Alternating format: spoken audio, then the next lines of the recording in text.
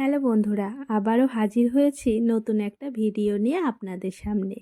আর আগের ভিডিওতে দেখিয়েছিলাম কিভাবে রাউন্ড করতে হয়, আর এবার দেখাবো কিভাবে রাউন্ডের ভিতরে ভরাট করতে হয়। আর এর জন্যই কিন্তু আমি নিয়েছি দু রকমের সুতো, লাল সুতো এবং সবুজ সুতো। আর প্রত্যেকটা সুতো কিন্তু 3টে করে নিতে হবে, 3টে করে নিয়ে সূচে পরাতে হবে। আর এই সুতো কিন্তু খুবই নরম, মানে একটু টান দিলেই ছিঁড়ে যাবে। এজন্য এই শাড়ির সেলাই ছাড়া অন্য কোনো রকম কাজে লাগে না এই সুতো, এই জন্যই এই সুতো ব্যবহার করা হয়। আর আমি একটু আপনাদেরকে দেখিয়ে দিচ্ছি আমি কিভাবে ভরাট করি। কি বলুন তো, রাউন্ডের থেকে ভরাট করা বেশি কষ্ট, কারণ রাউন্ড তো একটা করে দাগ দিয়ে দিলেই হয়ে যায়, আর ভরাট হচ্ছে ভিতরে যতটা জায়গা থাকবে ততটা সেলাই দিতে হবে ততবার। এই জন্যই আমি আপনাদেরকে দেখাচ্ছি যে কত কষ্ট করে একটা কাজ করতে হয়। আর কি বলুন তো, কষ্ট হলেও এটা একদম খাঁটি, এইখান থেকে যা উপার্জন হবে সেটা একদমই খাঁটি টাকা, এখানে কোনো ভেজাল নেই। নিজের খাটনির টাকার একটা মর্যাদাই আলাদা, ওই জন্য টাকাটা কম। এই শাড়ি সেলাই করে টাকাটা কম, আমি 80টা টাকা পাবো, কিন্তু এই এই 80 টাকার যা শান্তি আছে, অন্য রকম ইনকাম করে, অসৎ উপায়ে ইনকাম করে 1 লাখ টাকার থেকেও অনেক বেশি, এটা আমি মনে করি। ওই জন্যই যাতে আমি সৎ পথে ইনকাম করতে পারি, নিজের থেকে ইনকাম করতে পারি, এজন্য আমি এটা এই কাজটা শুরু করেছি। আর কি বলুন তো, আমারও একটু ইচ্ছা আছে যে এরকম একটা কাজ শুরু করব, যেটা আমি নিজেই এরকম থান শাড়ি কিনে ছাপিয়ে তারপরে অন্য কাউকে দিয়ে, আমরা যেরকম কাজ করছি এই কাজটা আমি অন্য কারোর ওপরে দিয়ে দেব, তারা করবে। আমার ইচ্ছা আছে, এখন দেখা যাক কতদূর কি হয়। তবে নিজে একটু ভালো করে শিখে নিতে হবে। কোনো কাজ না হুটহাট করে করলে হবে না, আগে নিজে শিখতে হবে, জানতে হবে, তারপরে করতে হবে। অনেকে কিন্তু নিজের মনের কথা বলতে চায় না, মনেই থেকে যায়। কিন্তু আমি বললাম,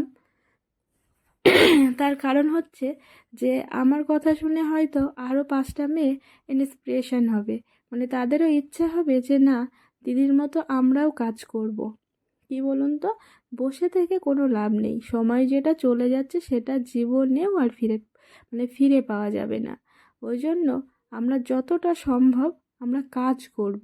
আর ওই যে বরের পকেট থেকে টাকা নিয়ে সকালে উঠে খেচর খেচর, এটা তো একদমই বাজে লাগে, আমি তো কখনো করি না।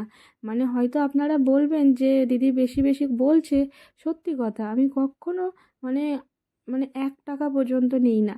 যদি হাতে করে দেয় নেই, নালে নেব না, নিজের আত্মসম্মানে বাধে। ওই জন্য নিজে কাজ করি।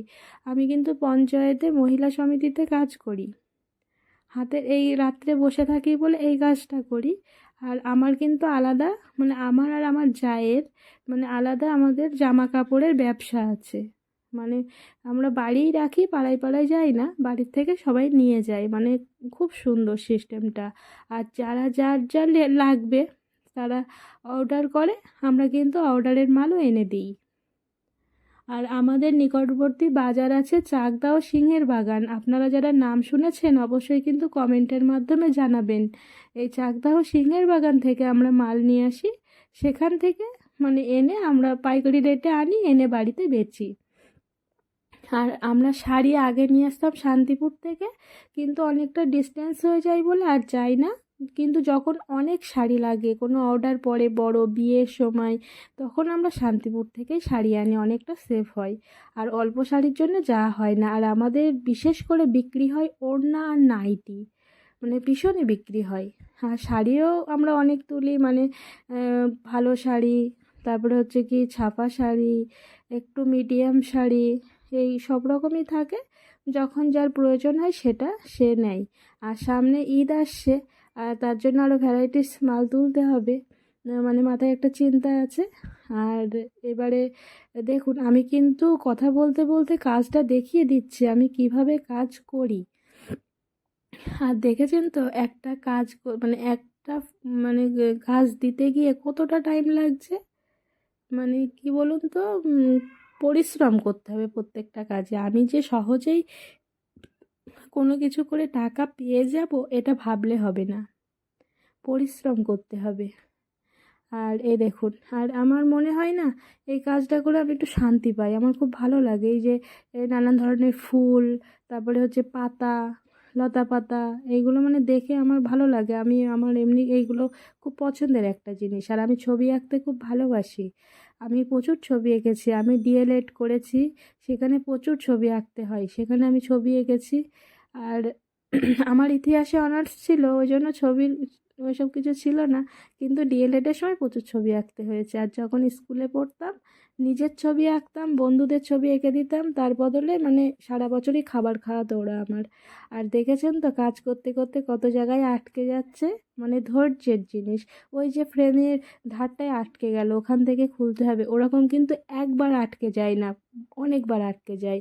সুতো জড়িয়ে যায়, সুতো ছিঁড়ে যায়, সুতো খুলে যায়, তবুও ধৈর্য ধরে কাজটা করতে হবে।